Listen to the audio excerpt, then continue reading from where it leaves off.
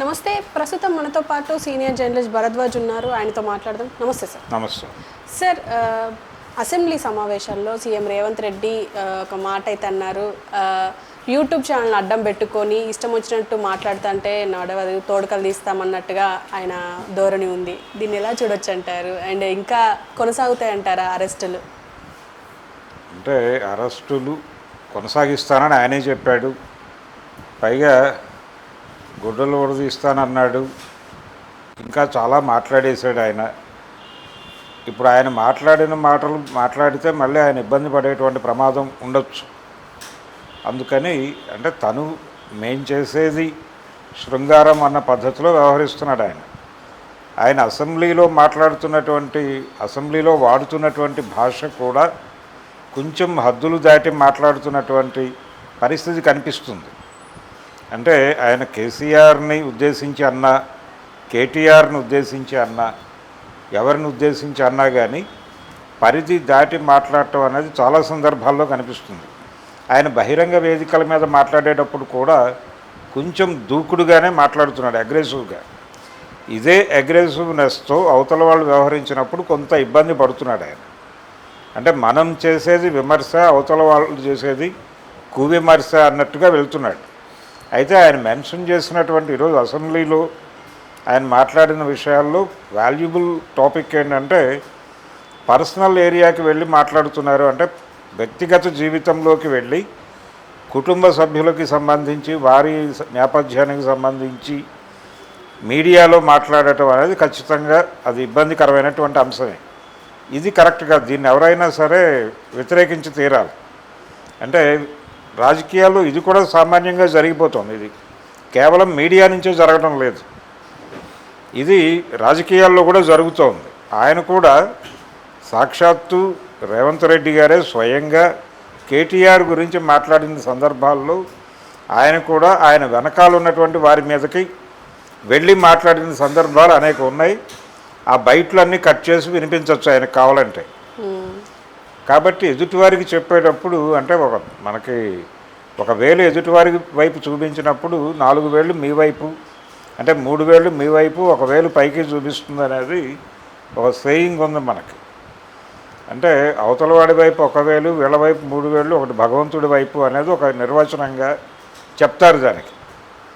అట్లా ఆయన కేటీఆర్ గురించి, అలాగే డ్రగ్స్కి సంబంధించి మాట్లాడిన సందర్భాల్లో ఆయన కేటీఆర్ను లింక్ చేసే విధానము, ఇవన్నీ చూస్తే ఆయన కూడా ప్రైవసీలోకి వెళ్ళి మాట్లాడతాడు.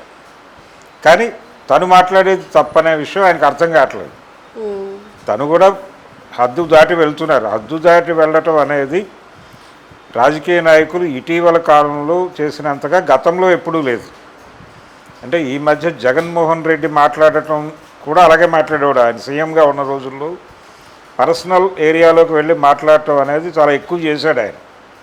పర్టికులర్గా పవన్ కళ్యాణ్కి సంబంధించి పవన్ కళ్యాణ్ వ్యక్తిగత జీవితంలోకి వెళితే తప్ప విమర్శించటం కుదరదు అన్న పద్ధతిలో ఆయన వ్యవహరించేవాడు. అలాగే కేటీఆర్ గురించి మాట్లాడాల్సి వస్తే అతని పర్సనల్ లైఫ్లోకి వెళితే తప్ప విమర్శించడం కుదరదు అన్న పద్ధతిలో ఈయన మాటలు నడిచేవి. ఇది కొంత ఇబ్బందికరమే. నిజంగానే కల్చర్ ఉండాలి. అలాగే పార్లమెంటరీ భాష అంటేనే భయం కలిగించే పరిస్థితికి తీసుకొచ్చారు. అంటే అసెంబ్లీ లేకపోతే పార్లమెంట్ సమావేశాలు లైవ్లు ఇస్తున్నారు. ఈ లైవ్లు విని పిల్లలు చెడిపోతారేమో అని తల్లిదండ్రులు భయపడే లెవెల్కి అక్కడ భాష నడుస్తోంది. అందుకని కొంచెం ఆ భాషకు సంబంధించినటువంటి ఒక కట్టడి ఉండాల్సినటువంటి అవసరం ఉంది అని ప్రజలందరూ ఫీల్ అవుతున్నారు. అలాగే విమర్శలు కూడా పొలిటికల్ విమర్శలతో ఇబ్బంది లేదు. రాజకీయపరమైనటువంటి విమర్శ ఎవరి మీద చేసినా విధానపరమైనటువంటి విమర్శలు, విధానపరమైనటువంటి పద్ధతుల్లోనే ఆ విమర్శ జరిగినప్పుడు ఎవరికి ఏ ఇబ్బంది ఉండదు. కానీ పర్సనల్గా టార్గెట్ చేయటం, అలాగే సింగ్యులర్లో మాట్లాడటం, నువ్వు అని వాడేయటం, నీ అంతు చూస్తాను, కొడుకుల్లారా, ఈ లెవెల్లో వెళ్ళటం, ఇది ఇబ్బందికరం. ఇలాంటివి ఎవరు మాట్లాడినా తప్పే. అది సీఎం స్థాయిలో కూడా జరుగుతోంది. మర్చిపోతున్నారు వీళ్ళు. మనం ఏ వేదిక మీద ఉన్నాం, ఎక్కడ మాట్లాడుతున్నాం అనేది కూడా మర్చిపోయి పర్సనల్గా తీసుకోవటం అనేది ఇబ్బందికరం. ఆయన ఇంకో మాట వాడాడు, ప్రజా జీవితంలో ఉన్నాను కాబట్టి నేను భరిస్తాను అనుకుంటున్నారేమో, అది కూడా రక్తం మరుగుతోంది, ఇలాంటి భాష అంతా వాడాడు ఆయన. అంటే రక్తం ప్రజాసేవలో ఉన్నారు మీరు, ప్రజా జీవితంలో లేరు.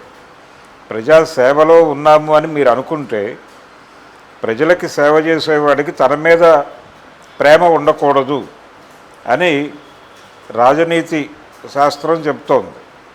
అంటే ప్రజలకి సేవ చేయదలుచుకున్నప్పుడు తన మీద తనకి ప్రేమ లేని వాడు ఎక్కువ సేవ చేయగలడు అని. ఈ పర్సనల్గా తన మీద తనకి ఇంకా ప్రేమ ఉంది రేవంత్ రెడ్డి గారికి. ఆ ప్రేమ ఉండటం వల్లనే ఆయన రక్తం మరుగుతోంది. రక్తం మరగటం ఆగిపోవాలి, ఆగిపోతే ఆయన నిజమైన ప్రజాసేవకుడిగా మారతాడు. అది గుర్తించాలి ఆయన. అందుకని ఆయన మీడియాకైతే, మీడియాలో వస్తున్నటువంటి వార్తలకి, మీడియాలో పెడుతున్నటువంటి థంబ్నెయిల్స్కి ఆయన కొంత అధిక ప్రాధాన్యతనిచ్చి కొంచెం హర్ట్ అవుతున్నాడు. అంటే తనని పబ్లిక్లో చులకన చేస్తున్నారు అని ఆయన వాపోతున్నాడు. కానీ ఇంతకంటే దారుణంగా చులకన చేసినటువంటి గత ముఖ్యమంత్రులు ఉన్నారు. అంటే ఒక దశలో అంజయ్ గారి గురించి చాలా దారుణమైన జోకులు సర్క్యులేట్ అయ్యేవి. ఆయన దృష్టికి కూడా వెళ్ళేవి కానీ ఆయన పట్టించుకునేవాడు కాదు. అలాగే ఎన్టీఆర్ని రెడిక్యూల్ చేస్తూ రకరకాల కార్టూన్స్ వేసేవారు. ఆయన కూడా ఒక్కసారి ఆయన శ్రీధర్ని ఒకసారి పిలవండి, మాట్లాడాలనుకుంటున్నాను అన్నాడు ఆయన. అంటే ఇక నుంచి భిన్నమైనటువంటి ఎన్టీఆర్ని చూస్తారు అని ఆయన అసెంబ్లీలో ఒక ప్రకటన చేశాడు. దానికి ఈనాడులో ఈయన వేసిన కార్టూన్ ఏంటంటే ప్యాంటుని షర్టులాగాను, షర్టుని ప్యాంటుగాను ధరిస్తూ ఉంటాడు ఆయన రూమ్లో, రామారావు గారు. అది కార్టూన్ వేసాడు ఈనాడులో. అది రామారావు గారు చూసి రామోజీరావు గారికి ఫోన్ చేసి ఒకసారి మీ కార్టూనిస్ట్ని పంపించండి ఆఫీస్కి, ఒకసారి అతనితో మాట్లాడదాం అనుకుంటున్నాను అన్నాడు ఆయన. అయితే పంపించలేదు. రామోజీరావు గారు వెళ్ళి కలిసి మాట్లాడి దాన్ని అక్కడితో ముగించారు. శ్రీధర్ ఆయన ముందుకు వెళ్ళే పరిస్థితి రాకుండా నివారించాడు ఈయన. అది చాలా సందర్భాల్లో ఆయన ఈ మధ్య ఇంటర్వ్యూలు ఇచ్చాడు యూట్యూబ్ ఛానల్స్కి శ్రీధర్ గారు. వాటిలో కూడా చెప్పుకున్నాడు ఆయన, ఆ రోజు వెళ్ళుంటే నాతో ఎలా మాట్లాడి ఉండేవారు ఆయన అని. అలా ఆయన్ని చాలా రెడిక్యూల్ చేస్తూ చాలా కార్టూన్లు వేశారు. అలాగే రాజీవ్ గాంధీని రెడిక్యూల్ చేస్తూ చాలా కార్టూన్లు వచ్చేవి ఆ రోజుల్లో. అంటే ఆయన కంప్యూటర్ విద్య గురించి చాలా ఎక్కువ మాట్లాడేవాడు రాజీవ్ గాంధీ గారు. కాంగ్రెస్ పార్టీకి అనుకూలంగా వ్యవహరిస్తున్నట్లు కనిపించినటువంటి ఆ రోజుల నాటి దినపత్రిక ఉదయంలోనే ఒక కార్టూన్ వేశాడు మోహన్ గారు. పిల్లలు మామూలుగా చదువుకుంటూ కాకరకాయ అని చదువుకుంటూ ఉంటారు. రాజీవ్ గాంధీ గారు ఆ పిల్లల్లో ఒక పిల్లాడిని తీసుకెళ్ళి అతని తల కంప్యూటర్లో పెట్టి బయటకు తీస్తాడు. తీగానే వాడు కీకరకాయ అని అరుస్తాడు. అలాంటి కార్టూన్లు వేశాడు ఆయన ఆ రోజుల్లో. ఇలా రాజీవ్ గాంధీ మీద కార్టూన్లు వచ్చినాయి, ఎన్టీ రామారావు గారి మీద కార్టూన్లు వేశారు, రెడిక్యూల్ చేశారు. కొన్ని సందర్భాల్లో ఆయన చూసి నవ్వుకునేవాడు. ఆయన మీద సినిమాలే తీశారు. ఎన్టీఆర్ మీద దాదాపు 8 సినిమాలు తీసి ఆయన ఆ సినిమాల్లో చాలా వికృతంగా కూడా చూపించిన సందర్భంలో కూడా ఆయన ఏమీ నొచ్చుకోలేదు. ఆ సినిమా నిర్మాత ఎప్పుడో ఏదో ఫంక్షన్లో ఎదురైతే డబ్బులు వస్తున్నాయా, నష్టపోతున్నారా, అనవసరంగా నన్ను తిట్టి మీరు నష్టపోవద్దు, డబ్బులు వస్తే తిట్టండి, తప్పు లేదని చెప్పాడట. ఆ లెవెల్లో ఉండేది రిలేషన్స్. అలాగే విషయాన్ని విమర్శను తీసుకునే పద్ధతి. ఒక్కసారి పెద్దల గలభ అని ఈనాడులో సంపాదకీయానికి పెట్టినటువంటి ఒక హెడ్డింగ్ మీద కొంచెం సీరియస్ అయింది స్టేట్ గవర్నమెంట్. అది కూడా రామారావు గారి టైంలో. అంతకు మించి ఎప్పుడు మీడియా మీద దారుణంగా రియాక్ట్ అవ్వటం అలాంటివి ఎప్పుడూ జరగలేదు. కానీ మొదటిసారి ఓ జర్నలిస్ట్ని అరెస్ట్ చేయటం అనేది చూసాం రేవంత్ రెడ్డి గారి. అంటే ఆ క్రిటిసిజం మీద ఈ అరెస్టు ద్వారా ఆయన మీడియాకు ఒక వార్నింగ్ ఇస్తున్నాను, నేను కాన్షియస్గానే చేశాను ఈ అరెస్ట్ అనేది ఎస్టాబ్లిష్ చేసి ప్రకటించాడు ఈరోజు. ఇది జరుగుతాయి రిపీటెడ్గా, మీ మీద దాడులు చేయడానికి పెద్ద మేము ఇబ్బంది పడమన్న పద్ధతిలో చెప్తున్నాడు ఆయన. నిజానికి ప్రెస్ యాక్ట్ తీసుకురావచ్చు, అసెంబ్లీలో పెట్టి ఒక యాక్ట్ తీసుకొచ్చి ఈ పద్ధతిలో రాయాలని చెప్పచ్చు. అంటే ఎమర్జెన్సీ రోజుల్లో పత్రికల్లో పనిచేసిన వాళ్ళకి గుర్తుండి ఉంటుంది. పేపర్ మొత్తం సెట్ అయిన తర్వాత పొద్దున్నే కలెక్టర్ ఆఫీస్కి పంపించి వారు వెరిఫై చేసి ఇందులో అభ్యంతరకరమైన వార్తలు ఏవీ లేవు అని సంతకం పెట్టిన తర్వాతే ప్రింటింగ్కి వెళ్ళేది పేపర్. అంటే మార్నింగ్ వచ్చేది కాదు, డైలీ పేపర్ సాయంత్రం వచ్చేది. ఈ సంతకాల ప్రాసెస్ అంతా అయిన తర్వాత వచ్చేది. కాబట్టి సెన్సారింగ్ అనేది ఉండేది ఆ రోజుల్లో బలంగా. వాళ్ళ ప్రభుత్వ అనుకూల వార్తలు మాత్రమే ఉండవలను, వ్యతిరేక వార్తలు ఒక పరిమితిలో మాత్రమే అనుమతించవలను అన్న పద్ధతి నడిచింది ఇందిరాగాంధీ గారి రోజుల్లో. అది చేయవచ్చు. అలా మనకు ఒక ప్రెస్ యాక్ట్ పట్టుకొచ్చి, తెలంగాణ ప్రెస్ యాక్ట్ను లేకపోతే మీడియా యాక్ట్ అను ఒక చట్టం చేసి, ఇదిగో ఇవి గైడ్ లైన్స్, ఈ విధంగా ఉంటే ఓకే, లేకపోతే కనుక ఈ యాక్ట్ కింద కేసు పెడతాం, దానికి ఇవి శిక్షలు అని కూడా ప్రకటన చేస్తే ఒక పద్ధతిలోకి వస్తుంది. కాబట్టి అలాంటి ప్రయత్నం ఏదైనా రేవంత్ రెడ్డి గారు విప్లవాత్మకంగా చేసేస్తారా? ఆయన కూడా కట్టడి చేసుకోవాలి. ఆయన కూడా దూకుడు మాటలు ఆపేయాలి.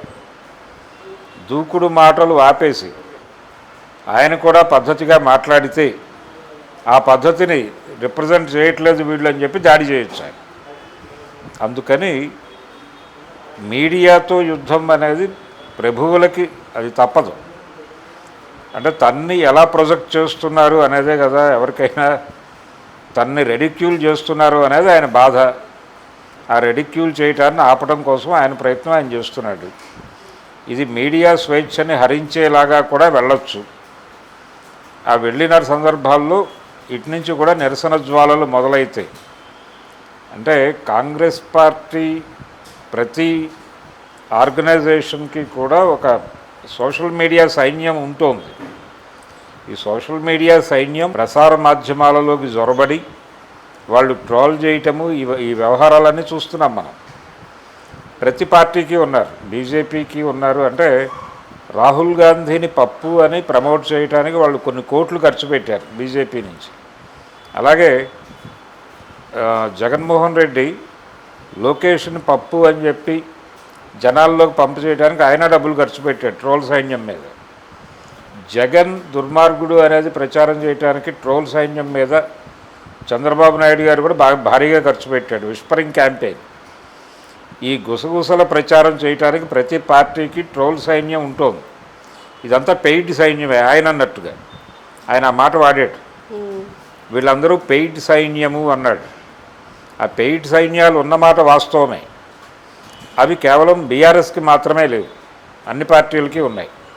అన్ని పార్టీల వైపు నుంచి నడుస్తున్నటువంటి ట్రోల్స్ చూస్తే ఈ విషయం అర్థమవుతుంది. అందుకని రేవంత్ రెడ్డి గారు ఇంకొంచెం సమగ్రంగా ఆలోచించి ఒక చట్టపరమైనటువంటి ఒక విధానాన్ని రూపొందిస్తే ఎవరికి అభ్యంతరాలు ఉండవు. అది చేయటం బెటర్. అది చేసేసి ఇంకా ఎవరి గురించి రాస్తే మేము ఊరుకోము అని సెన్సారింగ్ కూడా పెట్టండి. మీడియాకి